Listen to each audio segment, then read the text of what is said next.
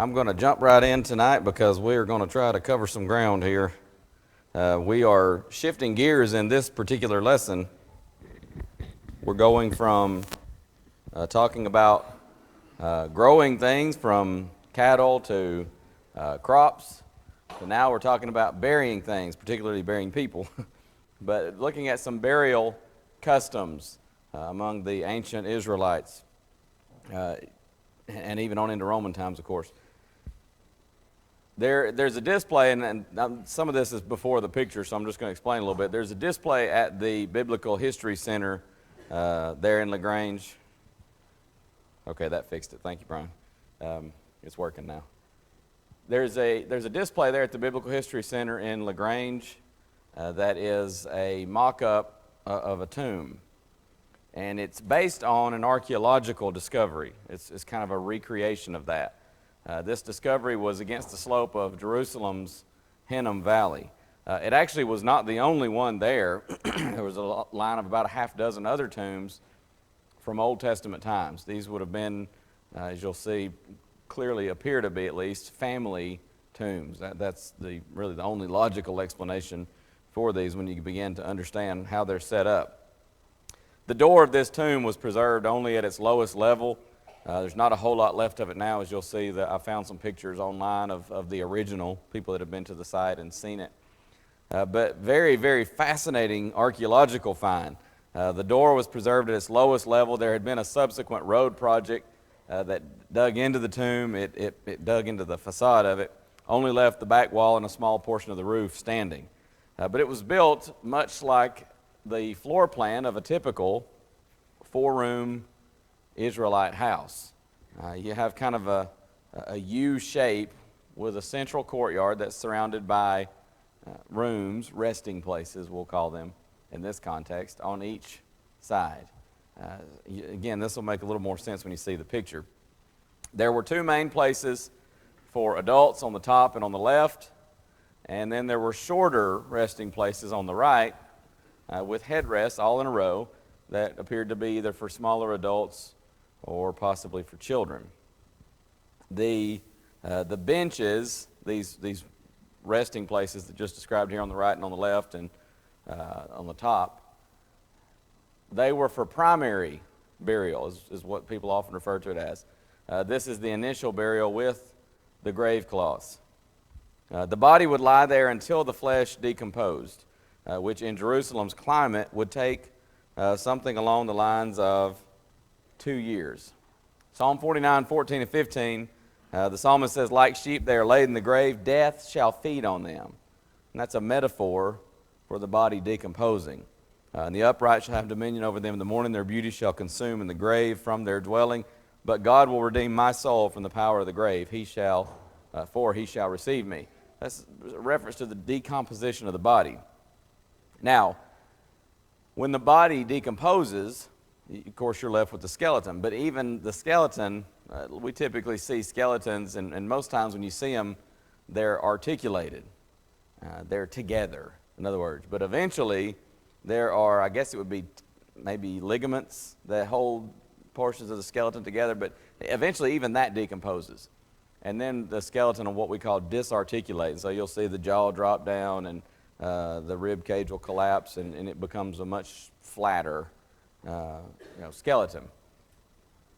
After it disarticulated, the bones will be moved underneath.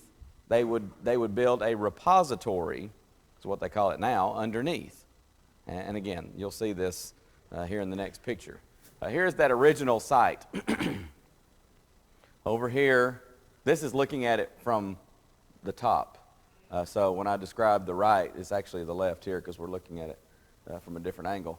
Here's the lowest portion of that door. There's a place for a body there. You see a headrest here, another body, headrest here, and 1, 2, 3, 4 right there in a row. There are actually 6 that go on down. You'll see that in just a moment. Here it is. These people that were visiting the site, you can actually go there and visit. They were kind of displaying how the bodies would have been laid if it had been filled with, basically to the capacity. And so, of course, what do you do when you've got 6 bodies in there and, it's time to bury another family member? and that's the repository. That's where the repository comes into play here. Once those bones have disarticulated, they're also not held together at all, and so they would gather them, put them underneath there in the repository. So pretty neat. Here's the mock-up there at the Biblical History Center. They've done this, and of course they've got a mock skeleton there to show you that spot. And then over here are the others. This is looking at it head on, so right is right. This is, the other one was looking from like up there somewhere. And of course here again is the repository. It's a pretty interesting find because there was a lot of stuff in this tomb. And you don't typically, number one, it was an incredibly old tomb. Number two, you don't typically find anything in them. Why? Somebody borrows it, that's right. Robbers come along either soon thereafter or maybe even years down the road. This is an interesting one we'll talk about in just a moment because, for one thing, the discovery, the archaeologists discovered it on a dig, but they had children on this dig. If I remember correctly, I read several resources studying for this, but I'm trying to remember for sure. If I recall correctly, it was locals. There were some local children. I mean, I'm talking like 12, 13-year-old children.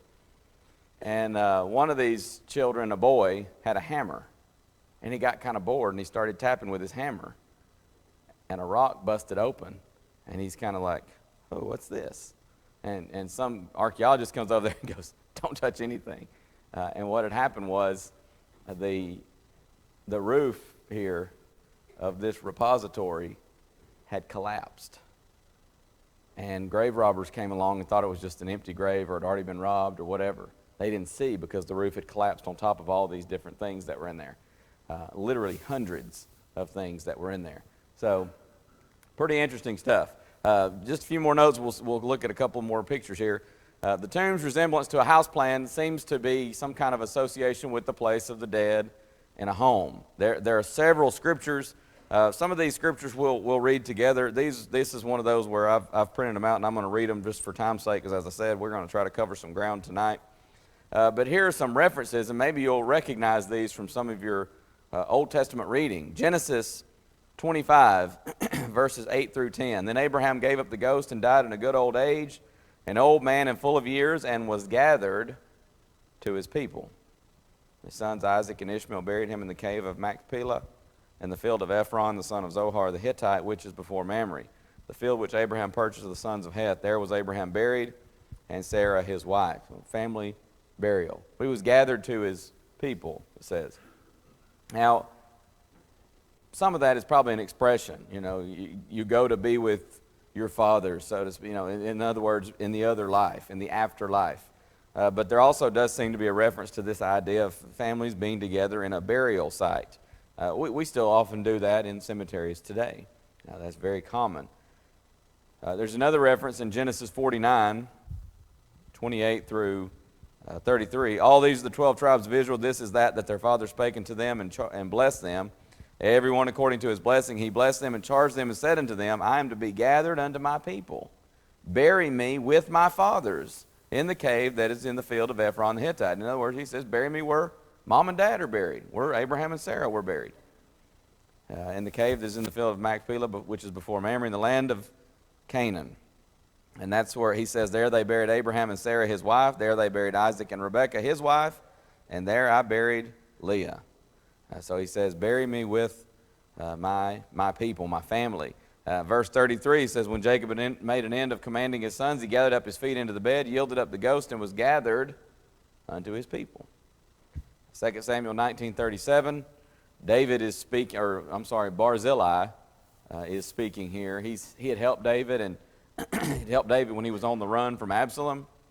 And David basically says to Barzillai, you come home with me, and I'll make sure you're tended to for the rest of your life. I will take care of you because you've shown such kindness to me. Barzillai says to him, he says he's very kind to David and very humbled by the offer. But he says, let thy servant, I pray thee, turn back again, that I may die in mine own city and be buried by the grave of my father and of my mother. He says, I want to stay home. Jews buried the same day. So you didn't have a long funeral procession back somewhere else. You buried them basically where they died. That's for a number of reasons. One of them being that they didn't embalm. So he says, I want to be buried in my family's tomb. So let me, I'm an old man is what he says. I want to just stay home where I'm familiar and be buried there. I didn't bring up these references. There's another reference there in 2 Kings 9:28. And his servants carried him in a chariot to Jerusalem and buried him. This is Ahaziah, the king, and buried him in his sepulchre with his fathers in the city of David. The young prophet of 1 Kings 13, he did such a great work going up and crying out against the altar of Jeroboam.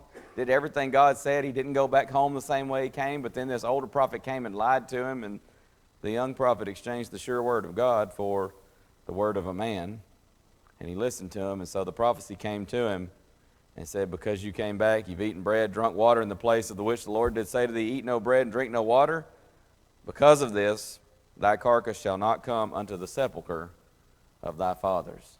And of course, he was killed by a lion after he left the old prophet's house.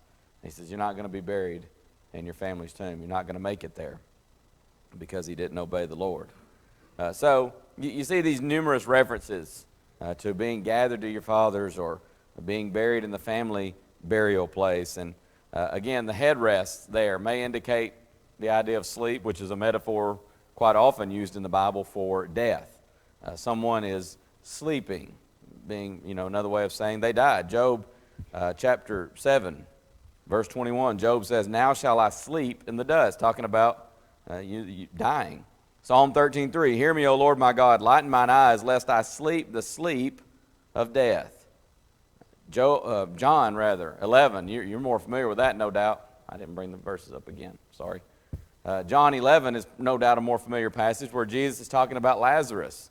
And so he says, our friend Lazarus sleepeth.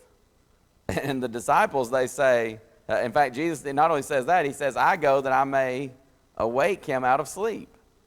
And so they're kind of confused. This is one of those, if you recall in John, there's a lot of times when Jesus is talking spiritually, the people take it very literally, physically. Then said his disciples, Lord, if he sleep, he shall do well. Don't go wake him up. Maybe he's resting. He'll feel better. Howbeit Jesus spake of his death, but they thought that he had spoken of taking a rest and sleep. Then said Jesus unto them plainly, verse 14, Lazarus is dead. So there's no doubt what he was talking about. Acts 7:60 is a reference to Stephen. They stoned Stephen. He cries out, Lord, lay not this sin to their charge. And when he had said this, he fell asleep. Well, he didn't lay down for a nap. It's saying he died. And then, of course, 1 Corinthians 15:18 and 51, Paul, in that great chapter on the resurrection, he says, if there's no resurrection, they which are fallen asleep in Christ are perished. There in verse 18. Drop down to verse 51, and he says, behold, I show you a mystery. We shall not all sleep, but we shall all be changed.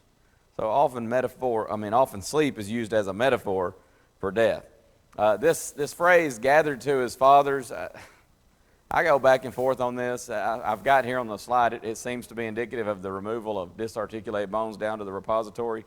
And it may be, it's probably, I would suspect that there are multiple meanings. Again, there's the idea of being gathered to your fathers who have gone into the afterlife, faithful fathers who have gone on, ancestors, and we're going to join them in the afterlife. And sometimes we even say that. If we know, if we know mom's been a faithful Christian and dad dies, and we say, he's gone to be with mom.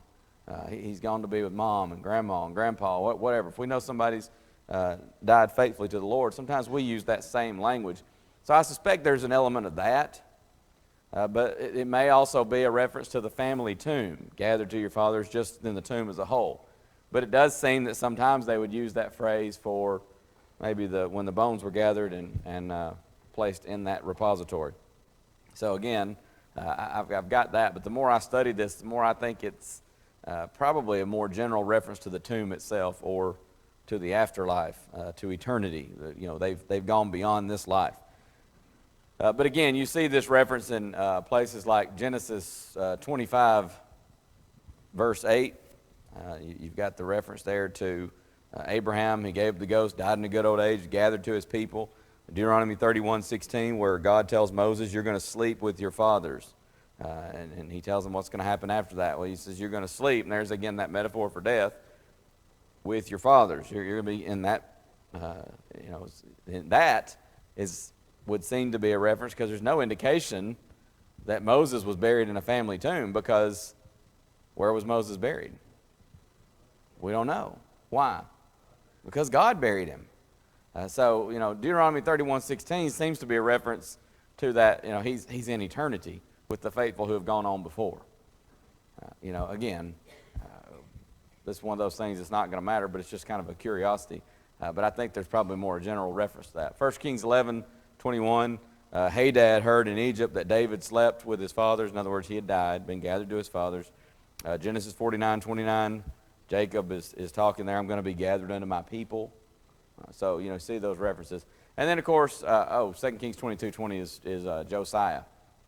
The word of the Lord came to Josiah, and God says, I'm going to gather you into your fathers, and you're going to die in peace, in other words, is what God says to him, because you have obeyed the word of the Lord. There is destruction coming to Jerusalem. They are going to go into captivity. But Josiah, you have been faithful, and so this isn't going to happen in your lifetime. You're going to die in peace. You won't have to see this happen to the city of Jerusalem.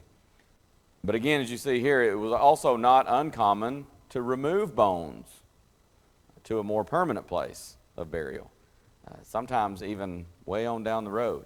You see this with Jacob. We just noticed that in Genesis 49, where he says, bury me with my fathers. And then in Genesis 50, verses 4 and 5, when the days of his mourning were past, Joseph spake into the house of Pharaoh, saying, if now I've found grace in your eyes, speak, I pray you, in the ears of Pharaoh, saying, my father made me swear, saying, lo, I die. In my grave, which I have digged for me in the land of Canaan, there shalt thou bury me. Now therefore let me go up, I pray thee, and bury my father, and I will come again. This was not even that far down the road from Jacob's death. Joseph is an example of a long time passing. Genesis 50, verse 25, Joseph took an oath of the children of Israel, saying, God will surely visit you, and you shall carry up my bones from hence. And it's interesting, in Exodus 13, they're leaving Egypt, and it says specifically, Moses took the bones of Joseph with him, for he had straitly sworn the children of Israel, saying, God will surely visit you, and ye shall carry up my bones away hence with you. Joshua 24:32, the bones of Joseph with the children of Israel had brought up out of Egypt, buried they in Shechem, a parcel of ground which Jacob bought of the sons of Hamor, the father of Shechem, for 100 pieces of silver, and it became the inheritance of the children of Joseph. So Joseph had died all those years past of the captivity, a long time. They held on to his bones all that time.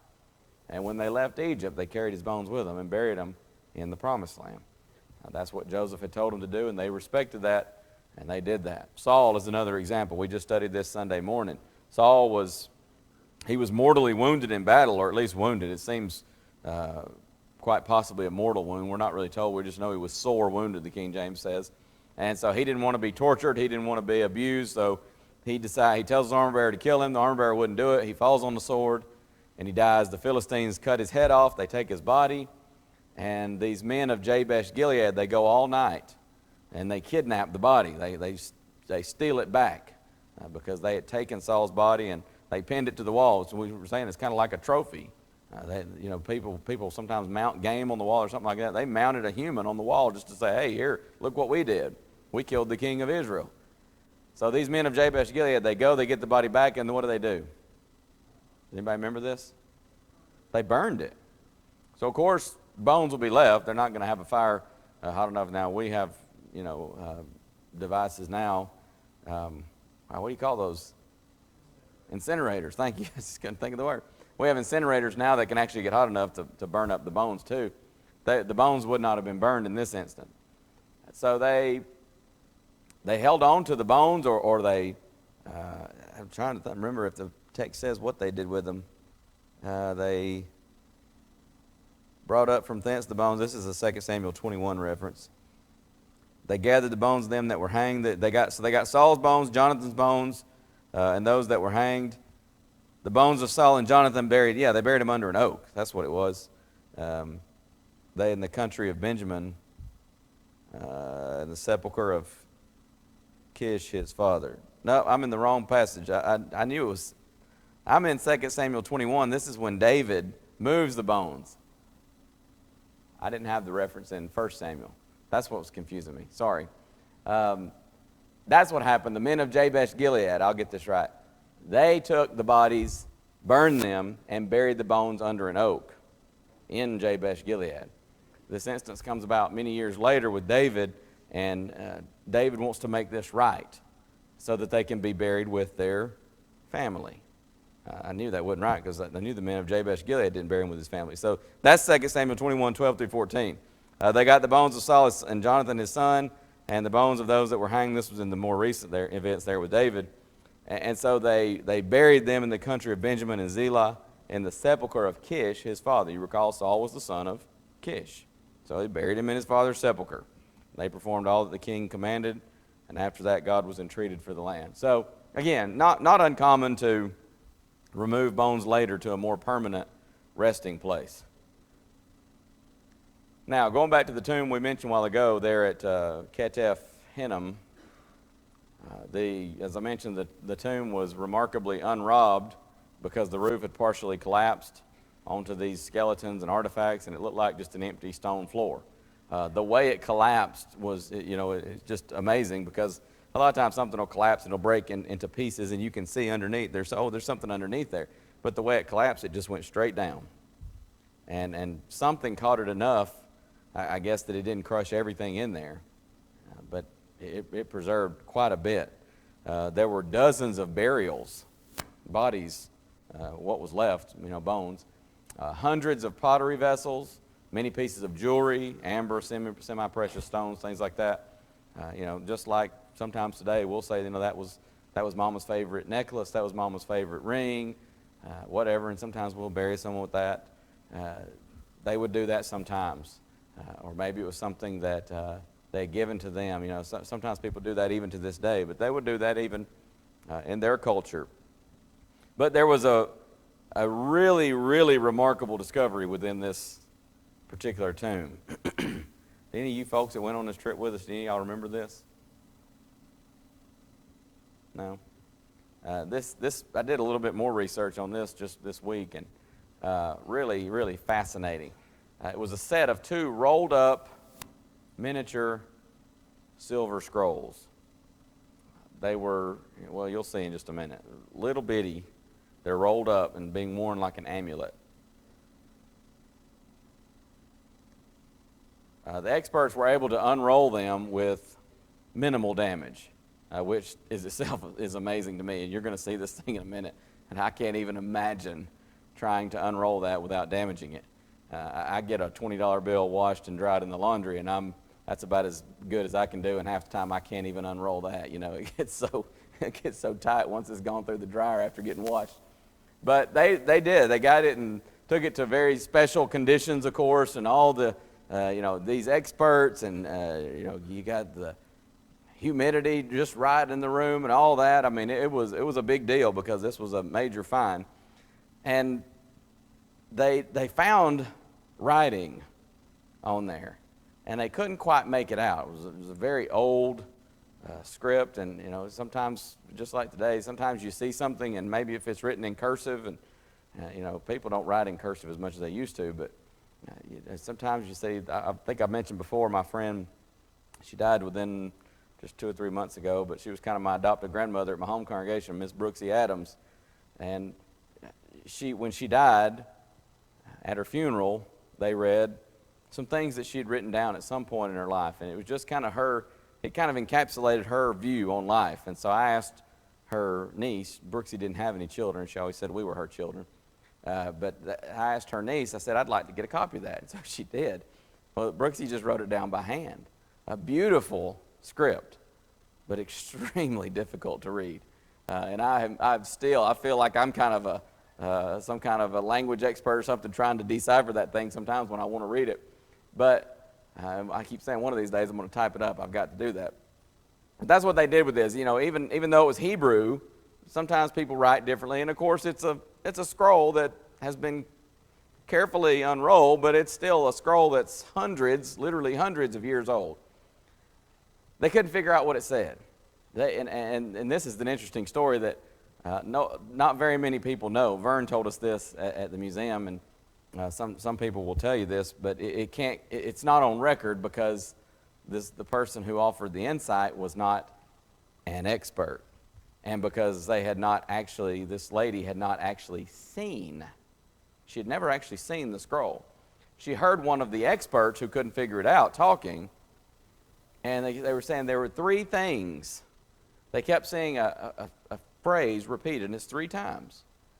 And the lady just heard them say that, and it was a young lady, kind of, I think, in secretarial type work at the office. She heard one of these experts say that. She says, you know what it sounds like? It sounds like to me like the priestly blessing. And they said, do what? You don't know the priestly blessing? That's in number 6. If you want to, let's just turn over and read it.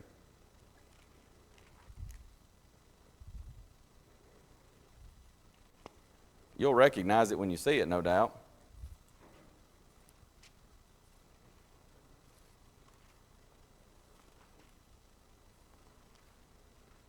Somebody read verses 24 through 26, please. Jehovah bless thee, keep thee. Jehovah make his face to shine upon thee, and be gracious unto you.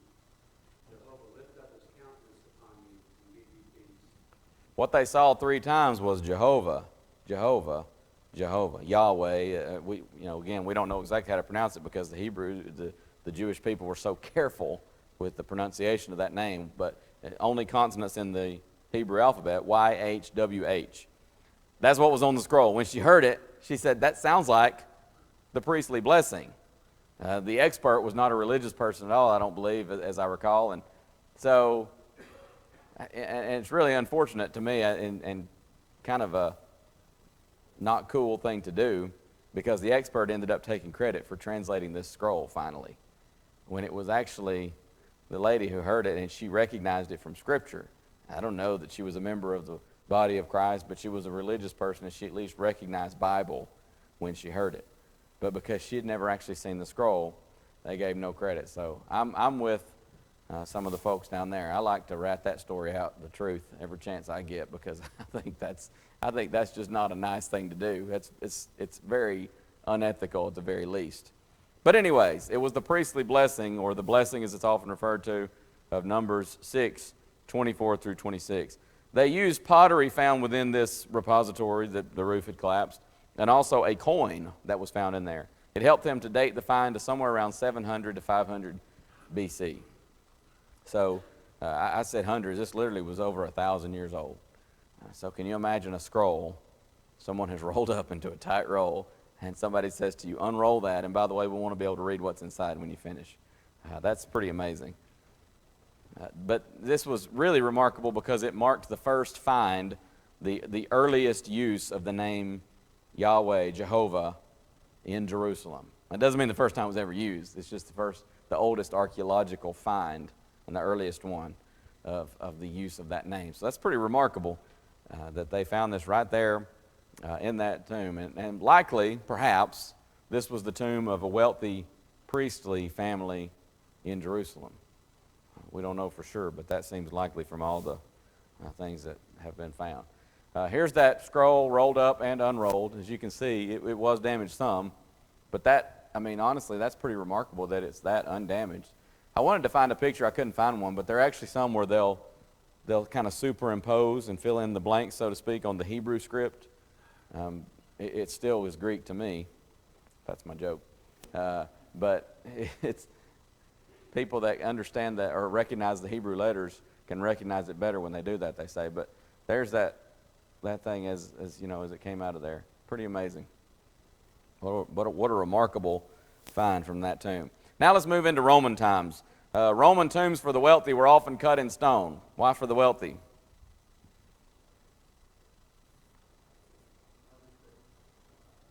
Couldn't afford it. They were the ones that could afford it. These were not cheap tombs. They're cut in stone. They would often use abandoned rock quarries for cemeteries because when they finished using a rock quarry, it left this almost sheer vertical wall, and it just made a convenient spot to cut the opening and start a family tomb there.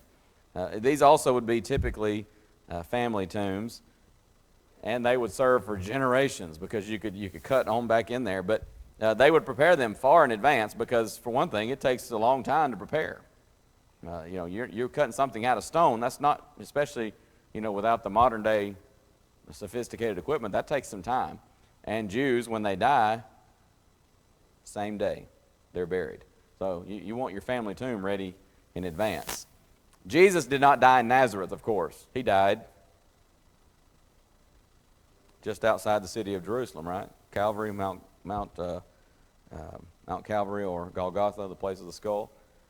So he wasn't buried in his family tomb, but probably his family didn't have a tomb anyways. Why do we say that? They were not a wealthy family, right? He was born into a poor family, nothing fancy. He didn't come into this world to be rich and to be, materialistic. He came very, very humbly. So they probably didn't have a family tomb anyways, at least not a rock-cut tomb. But there was a generous man who stepped in. You recall? Joseph of Arimathea. And he went to Pilate and he said, I would like to have the body of Jesus.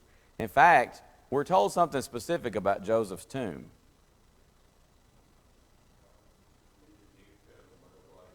It was a brand new tomb. This thing had probably been under construction for some time.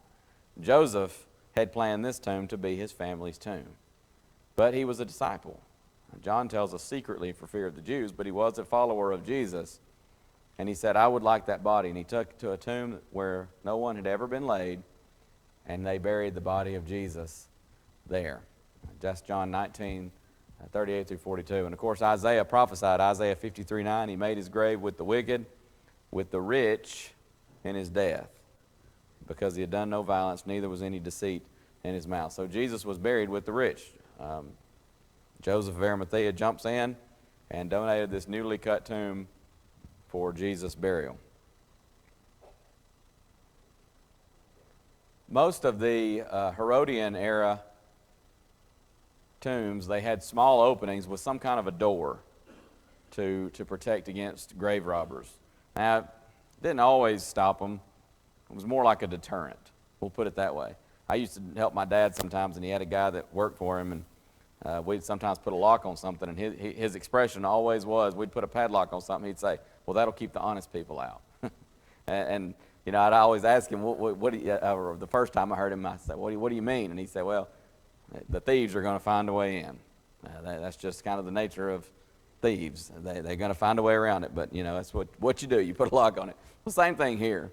The thieves, oftentimes, they would find a way around these blockades or these deterrents, but they would put a door on there. It also helped to protect against animals coming in and desecrating the bodies and things like that. So they did use these openings. What might they use? We typically see what? Probably. I guess I've seen it both, two different ways. But they might use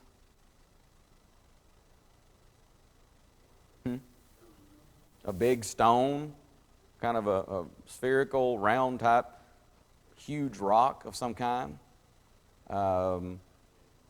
They might use some type of, they would often use, stone was probably the most common thing because, it's Palestine and they got lots of stone, right? But they would also use other things, but sometimes they would use more of a square, rectangular type of door, and it would be hinged in some way. And then there was also, of course, the disc. And they would often have a trough and make it downhill. And so closing it is easy, but when you want to open it, there's the deterrent. You're going to have probably several men with some of these tombs. We probably the one I've seen the most is the disc with depictions of the tomb of Jesus with the trough type setup. We don't know for sure. But I think the reference is there in Mark 16, verses 1 through 4. They come to the tomb of Jesus, these women, and they say among themselves, verse 3 says, who shall roll us away the stone from the door of the sepulchre? Now that could have been a round-shaped, great big stone that they want to know, who's going to roll away the stone. But it would also seem to be make more sense, especially, Joseph having cut this new tomb and in a garden, probably would have been a disc-shaped door. Let me give you a few graphics here, give you some examples of some of these tombs. This is a Sanhedrin tomb facade that, and also the mourning court. You could gather out here to mourn, and the actual tomb is in here. I'm 99% sure, I couldn't find any exact information, but I'm 99% sure the gate here, the gate here is an aftermarket thing. That's been added. I'm like I said, about 99% sure. I didn't find anything to actually say that, but just looking at it, I would say pretty certainly. But you can see they often would decorate these things up here above the door. There's another look at more inside of that tomb. Here's a couple outside, a little different look, and then inside. But you can see there's lots of, being a Sanhedrin tomb, a lot of burial niches. This is a Bethphage tomb, Bethphage, on the Mount of Olives. You can see it's a disc-shaped door on that tomb. And then, of course, there's Herod the Great's family tomb. And as you can see, some of these, like this one and the one there at Bethphage and the Sanhedrin tomb, you can actually go today if you go over there and you can see these tombs. But this is where Herod the family's great. Herod the Great's family was buried. I'm having trouble talking. But again, here's a disc-shaped tomb. And very interesting how they cut that. They cut the trough out into the rock. And so it just rolled right across the opening. But neat design. And of course, Herod had lots of money to spend on his family tomb, being a king and all. Yes, sir. I'm not sure. I believe they do. That's just out in the open, so maybe not. I'm not sure. I'm sure. But maybe to go inside, maybe someone. I know the catacombs they do. We'll talk about those in just a moment.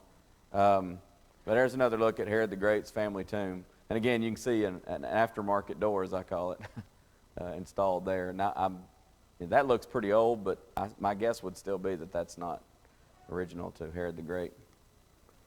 Here's the depiction there at the Biblical History Center.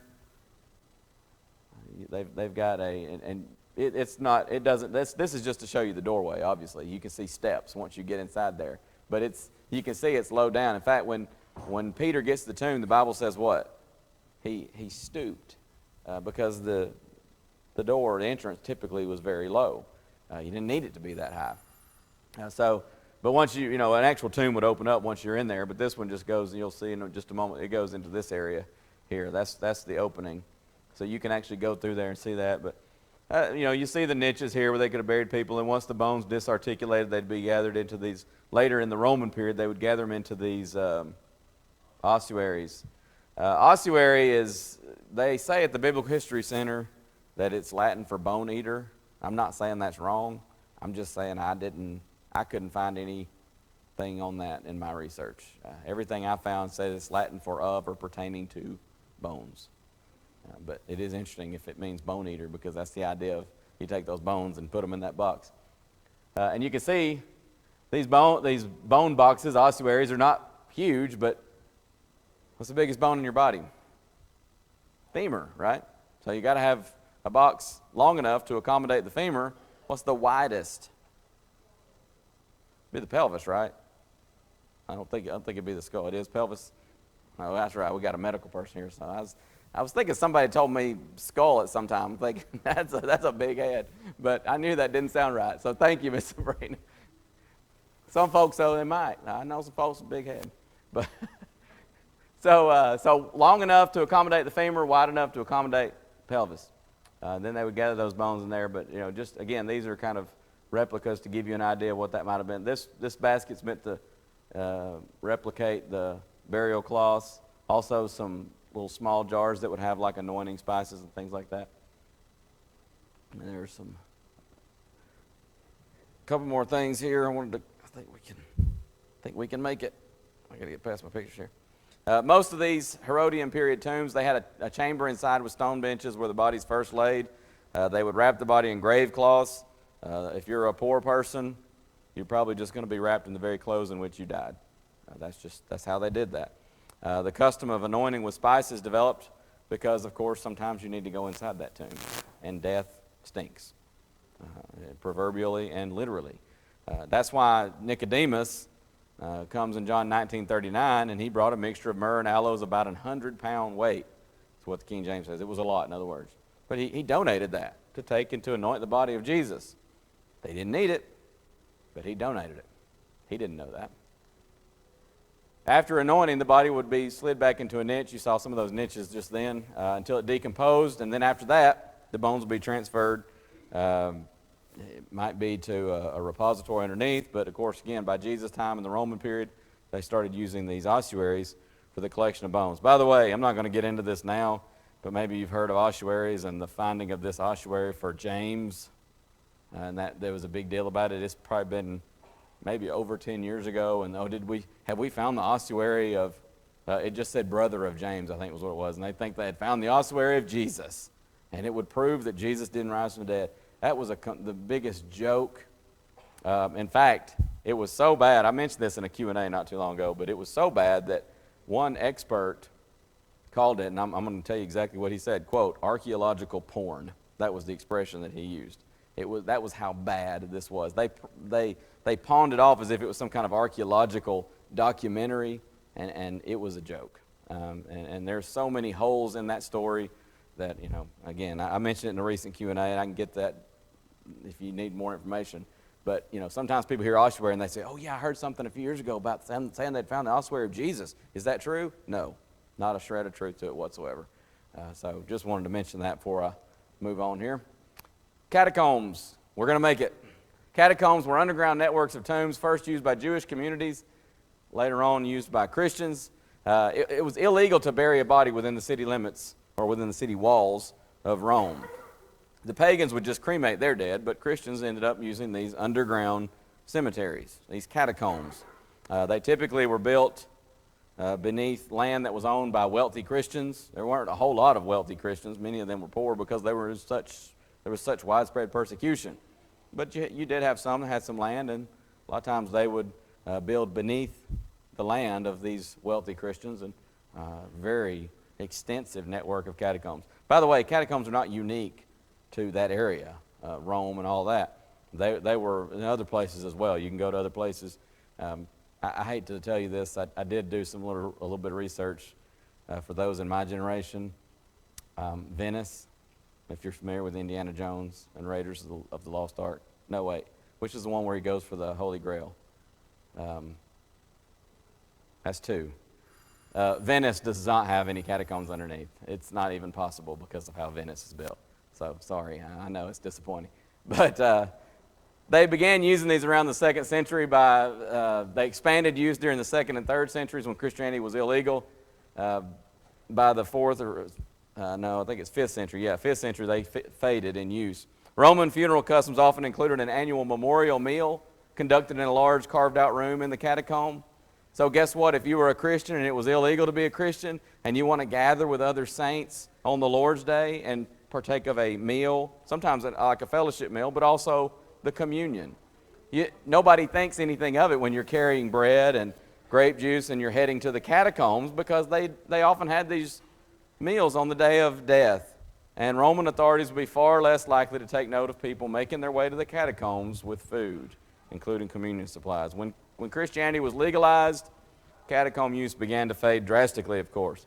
All the catacombs in Rome are owned by, guess who? The Vatican. And if you want to go, they're going to charge you, and many times they just say no. We don't know half of what's in the catacombs of Rome because the Vatican, half the time, just won't let people go. They say, no, you don't need to go there. And they own it, so they can do that.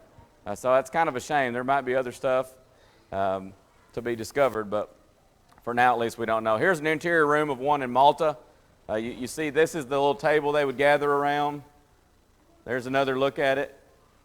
The leftovers would be placed here, the leftovers from the meal, and they would break down, and the juices and all that would run here, and you'd have a little collecting pot, and that was kind of for the dead to feed on. Isn't that pleasant to think about? That was the belief of some people. Not obviously, that's not what the Bible teaches. Here, this is the mock-up, the replica of it at the Biblical History Center. As you can see, sometimes these things would decay, and they would cover them up, but sometimes they'd still break down, and just a couple of different angles. Look at that. That's side view. That's the other side. Or no, that's the same side. Here's the other side. But again, this is what a catacomb might have, some of them might look like if you were to go over there and tour. You can. Sometimes the Vatican will let people go in, but sometimes it's one way, sometimes it's the other. I'm going to stop there. I want to, Brian, is that you? Okay. I'm going to hold on to this one because I'm going to use that for the invitation. I'll just mute the slide. And I'll use that for the invitation. Thank you very much. Next week we'll talk a little bit about crucifixion and then kind of move into a different area of our study. Thank you.